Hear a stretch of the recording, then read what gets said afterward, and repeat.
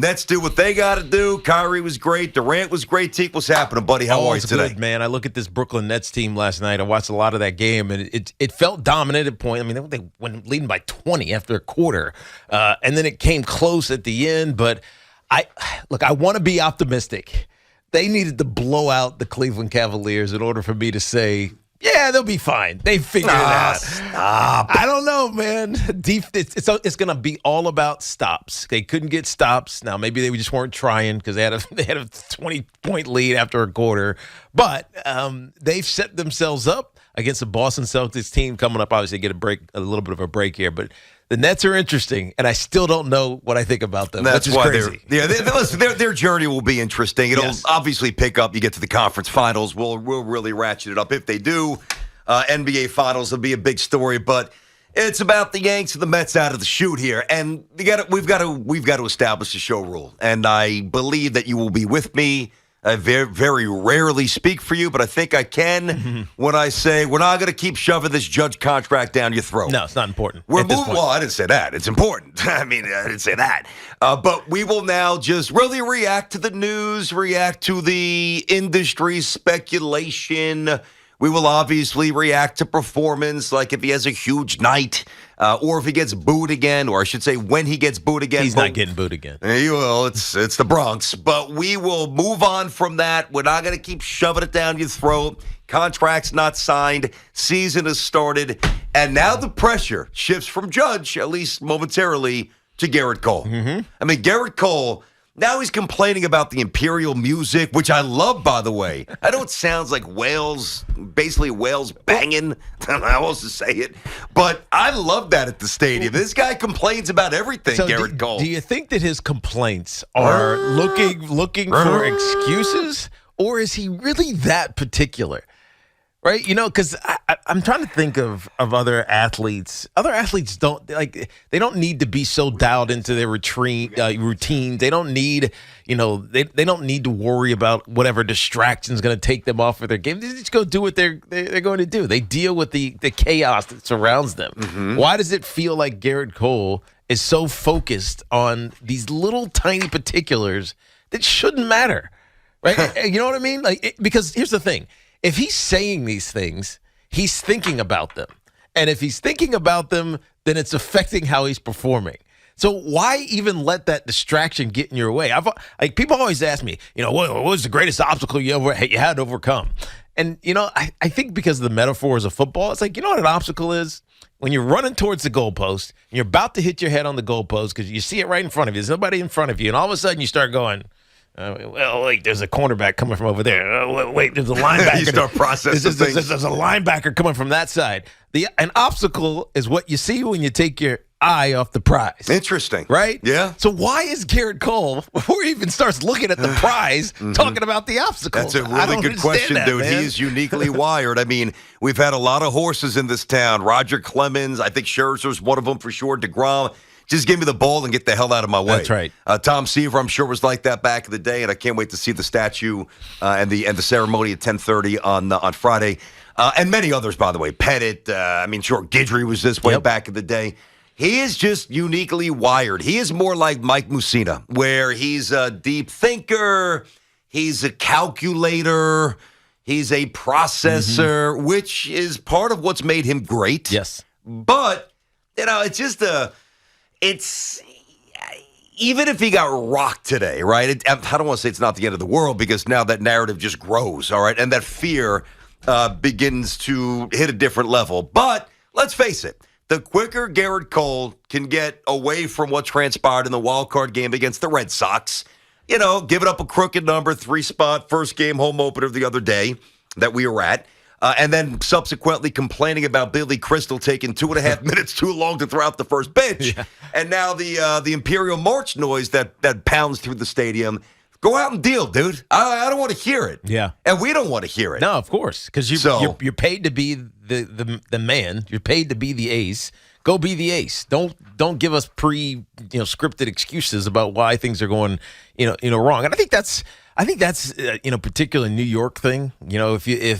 If you have reasons that you're underperforming, personal reasons that you're underperforming. Like, and it could be serious things. You know what I mean? Like, I'm having problems at home, or my mom is sick, or what? Like, you legitimately have these things. No question. They're humans, man. That you're a human being, and it's dire. We'll care. Yes. But if you're going to tell me about something that feels insignificant, like why? Like, don't give me that noise. I want to hear that noise. But if you're gonna talk about something that's insignificant, yep, and then not go perform, well, then you're gonna get crushed. Exactly. There's just no way around. That's exactly you're gonna right. get lit up. Right now, if he doesn't mention this at all and he doesn't perform, he's still gonna get lit up based on what happened a year ago. Maybe there's just maybe it's, and the spider tech. I think it gets presented differently from a fan base. You're saying, man, are you all right? Something wrong with you? Is there an injury? Mm-hmm. Is there something going on? Whereas, as opposed to, you're complaining about like issues before there's even an issue. No, I know what you mean. Right? It's almost like you're creating a self-fulfilling prophecy, right? You're creating a reason for your failure. And nobody in New York wants to hear that, especially when you're paid as much as he is, and especially when you had the expectation that he had coming in, becoming a New York Yankee a year ago. 877-337-6666. Tiki and Tierney show here on the Fan inside of our Town Fair Tire studio. Our friends at Town Fair Tire remind you that at Town Fair Tire, you always get the guaranteed lowest price on name brand tires from Connecticut to Maine. Nobody beats Town Fair Tire. Nobody. Well, we've, and obviously the Mets, who had a terrific win and another really good starting effort. The bullpen was solid. Buck tried to get a grip on how he was going to use that bullpen. But, listen, Garrett Cole reminds me a little bit of, and we all know this type of caddy, the caddy that will react differently from the other caddies if you have the audacity to breathe while his player's in the backswing. God forbid you sneeze or cough. Yeah. Now it's like you're going to get, shot or publicly stoned. Stevie Williams is like this, Tiger's old caddy. Yep. I used to call him Stevie the Vigilante Williams. That's right. And I don't mean taking a picture. Get somebody kicked out? Many times. Cameras taken away. Oh, yeah. And I don't mean like if you're snapping a camera or a phone and it actually makes noise on the backswing, which to me still isn't a big deal, but at least there's an etiquette that's expected and a level of comportment on the golf course that you should abide by. Yeah, but if you cough and you just act like it's a human reaction. But I can see some of these guys get nuts. I can see that's that cold. because the large professional cameras with those big lenses, those things make noise, right? And they hold them down, and it's like they get like 37 sequence exactly. shots. But that's kind of like Garrett Cole, minus he doesn't emit anger like Stevie Williams. Oh, he's not angry. No, I know. But he definitely emits. It's an interesting set of characteristics, almost like the quirky. This is going to sound unnecessarily mean, but like the quirky intellect who can't relate to the rest of society. Well, you know what I mean? Like it's going to be different rules. Well, so to be fair to Garrett Cole, he was asked about the pitch thing, like the pitch thing, the electronic pitch comm thing. And he's basically saying I can't hear it, but I don't know if I care about that. Like if you can't hear something, call a timeout or whatever. Have your catcher Higashioka come out to the mound, and we got to do this old school, right? You were doing it old school, literally less than a year ago, right? Just get him to throw down the signs. You'll be okay. It's not like this is an established technology. So in his defense, he was answering a question about how he couldn't hear the signals in his ear, but that's still not an excuse for potentially failing. You know what I mean? So I get it, but I also we don't want to hear it. We just want to see you be great. And I think that's what comes with being a guy like Garrett Cole, who's had great success, signs a $30+ million a year deal. We don't care about anything other than you being great. That's all that matters. And when Garrett Cole figures that out, we won't worry about what he says. We'll just expect him to be great. Yeah, and I'm on the side still that expects him to be, borderline great. I know the Blue Jays tried out a lineup that really doesn't end. I mean, it's basically circular. There's no weak points. You got to grind through every spot in the order.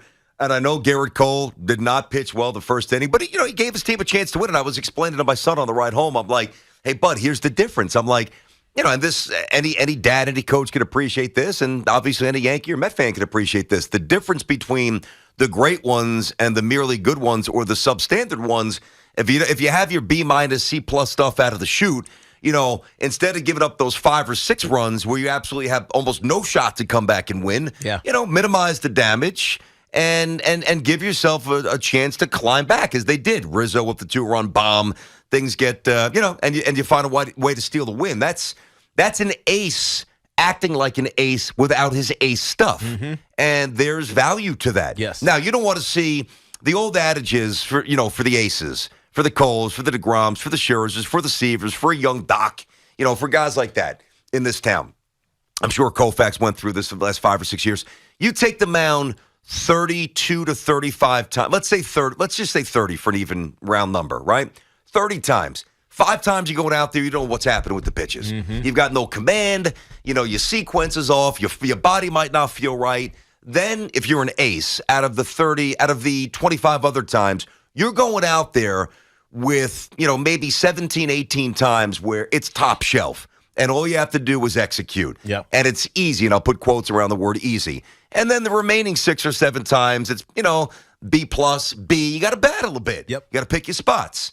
And we'll see how many times Cole trots out his A stuff this year.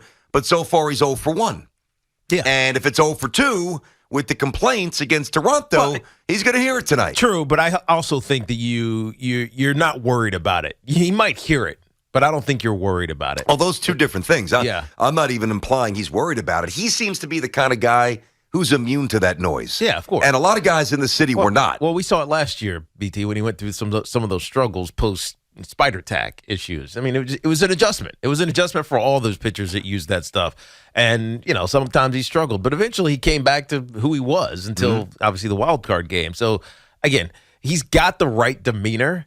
I just would rather not hear him say things that sound like excuses. Nobody wants to hear it, dude. Exactly. I bet you Aaron Boone doesn't want to hear it. No, I don't think his teammates want to hear You're it. right. But I meant, look, he's asked questions. He answers them. I get it. No, don't answer that one honestly. Take a pass. You don't answer that one honestly. You don't throw it on Billy Crystal. That's 74-year-old Billy Crystal. That's my point. Sometimes you just don't answer. It's his fault. Come on, dude. I can't hear the pitch thing. By the way, was that the same Billy Crystal who wore the Mets hat in a couple of movies? That was the Billy Crystal, right? Yeah, it was. Which one did he wear? City Slickers. City Slickers. That's right.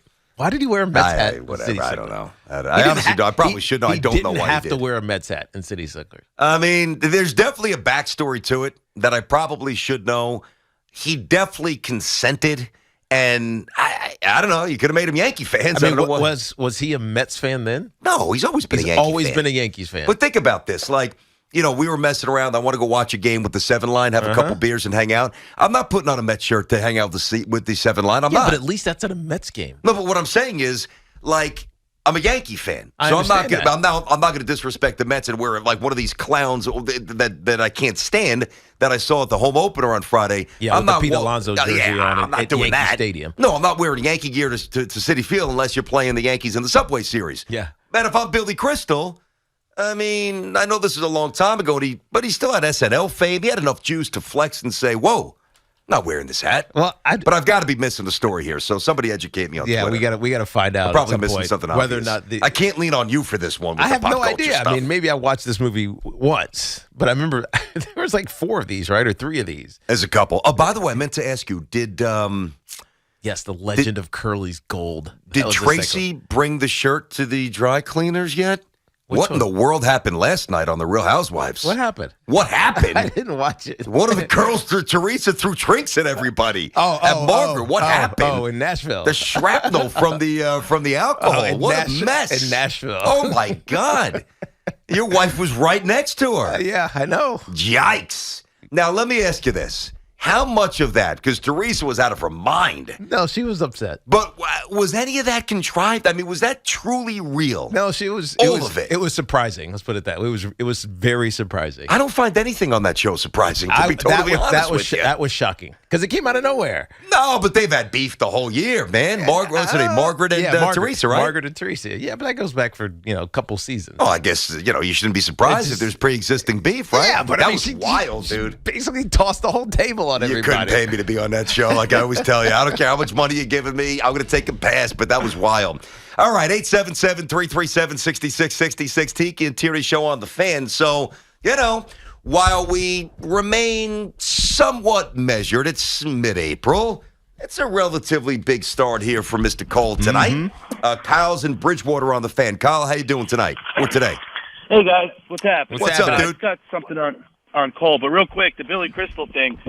The Mets made a major contribution and helped out on his annual comic relief charity.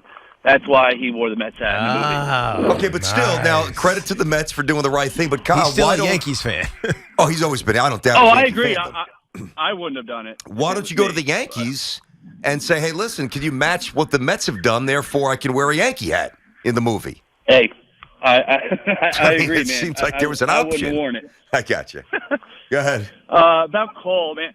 I don't know. I have absolutely no confidence in him pitching in any kind of big games. I mean, I remember even going back when the Yankees were playing them when he was on Houston, and he was walking everybody, and he just wasn't good. I feel like he gets himself too fired up, too amped up, and he's just like a lunatic. And I feel like he's a baby. I don't think he's using the whale sounds and all that and Billy Crystal as an excuse. I think it genuinely bothers him. He's just like one of them weirdo. Not weirdo, but Yeah, but why is it strange bothering people. him? I just don't understand why it bothers him. I think he's a mental case. And then, one thing, Tiki, what you said about stuff at home. Yeah. I mean, this is why you're getting paid big bucks in a big sports city. You got to leave the stuff at home. No, if you're you right. got in a fight with your old lady, you got to perform, man. You can't bring your No, personal stuff I to agree. work. I agree. But I'm just saying, true. if there Yeah. was something like that, you'd maybe understand it as a fan. But if you're talking about Billy Crystal and the horn, disrupting your ability to hear the pitch calm, from the catcher, we don't want to hear that. We just want to see you perform. Go be great. I'm sorry. We've got this. No, this includes the question, right? I just want everybody to hear this. I know some of you have and some of you probably read it, whatever. But just so from a point of reference, we're all on the same page. Here's the exact question and the answer from Cole the other day. It seemed like before you went out there, the ceremony was maybe going on a little bit longer, and you thought it was perhaps time to go out there. Did that play an effect? Did that affect anything at all, the delay in getting out there? Yeah, I mean, that was an unforeseen challenge. Festivities got a little away from the schedule. I mean, thank God he wasn't pitching at the Nationals Park the night before when they introduced 137,000 people. That's right. The seventh masseuse for the Nationals. Oh my God! He was asked the acupuncturist. Look, he didn't make the excuse. He was asked the question and he answered. Yeah, but it just was presented in a douchey way, and I really don't use that word often. It was. I mean, that's a douchey response. What's not? That's a douchey response. It is. It's just Come on. It's just Unforeseen circumstances. Just the way he presented. I know he's a well-read guy, so he speaks the way he speaks. It's all good. But it's a little, it's a little yeah. Just say not New York. I started like crap. You know what I mean? That's it. I did, and you know what? I figured it out. We won the game. That's all that matters. That's all that matters. 877-337-6666. So a big one for Cole. We'll weave in the Mets. Nice win there last night. And how about the matchup today? You got Scherzer, Nola today, 105 for the Mets. So we're going to get to them early in the show. Bucks trying to find that bullpen recipe. Last night may have been a good step in that direction. And then, of course, Yanks and the Blue Jays tonight with Berrios and Garrett Cole. Tiki and Tierney on the Fan. We got you till 2, and then it's Carter.